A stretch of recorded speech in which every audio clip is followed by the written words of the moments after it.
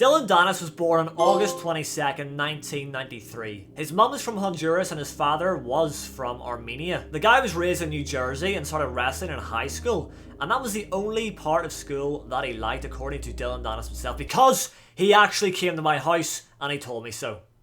No, I'm joking, I did my research, okay? We're here today to talk about Dillon Danis and how I personally think he's a bit misunderstood. After doing this research on Dillon Danis, I have found a new kind of respect for him, even though he's a bit of a wanker. In high school, there was a kid bullying him, so guess what happened? He fucked him up. No, I'm joking. Well, he kind of did. Listen to this. The other kid set them up in a fight, and Dillon choked him out fast, so the other kids made them restart. I guess they were like, oh, that's bullshit, you know, you caught him off guard, whatever, restart the fight, because they were wanting Dillon to lose. Everyone hated Dillon Danis, even in school. When they restarted the fight, Dillon repeatedly punched him in the back of his head until he busted up his knuckles. He then locked in that rear naked choke once again and choked the kid out for the second time. So the other kids didn't like that he could actually fight, and to get revenge, they took his bag and threw it in the mud.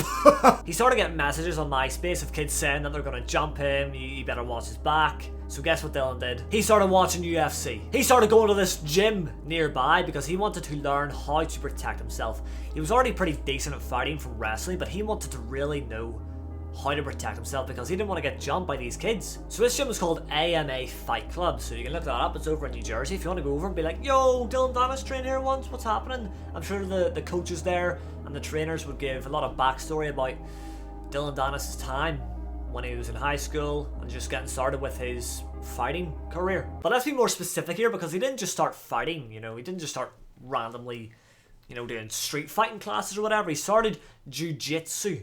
And this is the sport and, well, the martial art that he became very, very well known for. When he first started doing jiu-jitsu, he kept getting beat up. Didn't have a very good start, but Dillon said he's always been very competitive, so he just kept coming back. He wanted to get better. When he turned 17, he started going to Marcelo Garcia's Jiu-Jitsu Academy in New York. Now, Marcelo Garcia is a bit of a legend, I've heard. He's a bit of a jiu-jitsu god, one might even say. So, pretty ideal trainer if you ask me. Then when he was 19, he actually moved to New York City to be close to the gym and to pursue this career in jiu-jitsu. He moved into an apartment with his stepdad. So at this stage, he's really getting serious about this. He's like, fuck school. Teachers were trying to get him to go to college. He was like, nah, I'd rather be mopping the floors at the gym. I don't want to be doing any of this academic bollocks. I want to be involved in this martial art. And he became very involved in jiu-jitsu, so things started looking up for him at this stage, you know. He started training hard, training with Marcelo, and it's all looking well. Dillon actually got very close to Marcelo, and close enough to the point where he actually saw him as a father figure. Dillon would actually go over to Marcelo's house to hang out with his kids, just watch over them, play video games with them, and Dillon would even go on to be Marcelo's most promising student. So them two were like this, you know, two peas in a pod, teacher and student. Amazing. But here's when things go a bit tits up for Dillon Danis, because in 2017, Dillon Danis got kicked out of Marcelo's gym due to behavioural issues. So apparently Dillon was being too cocky and was trash talking all the time, which Marcelo did find to be very disrespectful. I guess when it comes to martial arts, when it comes to the likes of jiu-jitsu, there's a lot of respect when you step foot onto that mat. You respect your opponent, you bow, you know, you have all this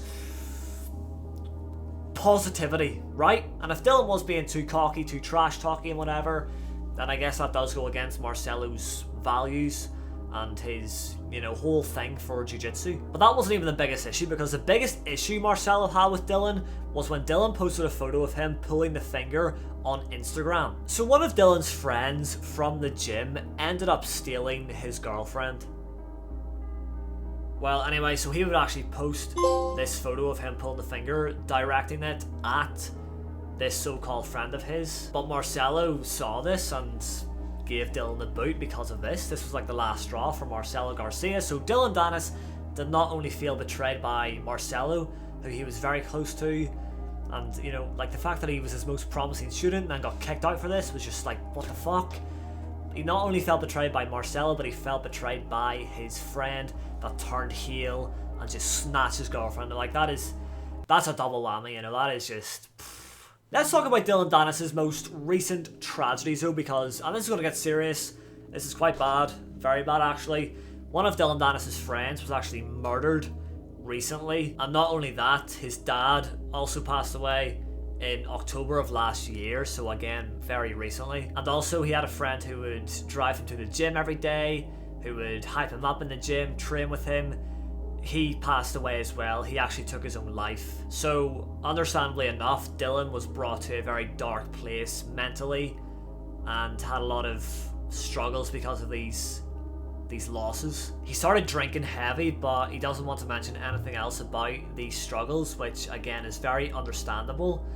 But a lot of people do kind of clown on Dillon for like his weight gain. You know, people say, oh, his face is puffy and all that. He gained weight because he was in a dark place. You know, it is what it is. Dillon also had a very bad knee injury, which actually put him out of action for 4 years. He couldn't fight, he couldn't train, and since he couldn't do what he loved, he went down a dark path due to that as well. He was on crutches for 2 out of these 4 years of his hiatus, and I always hear people clown on Dillon for not fighting for such a long time. That's one of Logan Paul's biggest things. You know, Logan Paul made a website to do with how long it's been since Dillon's last fight. But Dillon Danis literally could not fight. He could not do what he loved. He could not do MMA, jiu-jitsu, whatever. And I guess I understand why people do clown on him, because like he was still trash talking on Twitter. So I get that, but the fact that he couldn't do shit was just sad. Like, because imagine you've got this one thing you love to do in life and that gets taken away from you. Like, what do you do? But going into this fight with Logan Paul and talking about Dillon Danis in the state that he's in right now, he seems like he's good, you know, he seems like he's ready for this. I've seen a lot of interviews recently. You know, he was on with Andrew Tate and Aiden Ross, talking about the fight, talking about some stuff. So to wrap up this video, after doing all this research, I've seen Dillon Danis in a new light. I've got a lot more respect for him because before I really knew about Dillon Danis, I just saw him as this Twitter troll. That's all he was, just this Twitter troll piping up. But after hearing the backstory and everything, it's kind of interesting, you know? It's kind of interesting. So again, though, I understand why people don't like Dillon when it comes to all the shit talking on Twitter or whatever. I get that, you know. He's been a shit stain to not only the MMA community over the past probably about 6 years, trying to call out fighters from UFC and whatever, and just, you know, just being a dickhead, but also Logan Paul and Nina now getting a lot of stick. But, you know, the game's the game, right? All's fair in love and war, as I say. It's all good. One last point I want to make, to end this off on a positive, Dillon Danis is actually starting a Netflix show very, very soon, where he's going to go around different gyms, helping kids with either disabilities or kids that are getting bullied, and he's going to just help them train. He said he'll eat with them, hang out with them, and talk to them about their lives so that the kids feel like they have a friend and someone to talk to, which, fucking hell, mate, like, Dillon Danis, a lot of people think he's a Twitter troll, but when it comes to real life, he actually does help people, and he actually does seem like a pretty decent guy. What the fuck is this doing, mate? I'm trying to just close the book. It's stuck. Pukapad! Anyways, that's gonna be it for this video about Dillon Danis, a more in-depth video about the guy. Hopefully you've enjoyed this, and hopefully we've learned a lot more about Dillon Danis. I know I have, hopefully you have as well, and I just think he deserves a bit more respect for the shit that he's went through, you know? And yeah, he does just talk the utmost of shit on Twitter, so he kind of deserves to get, you know, abuse back.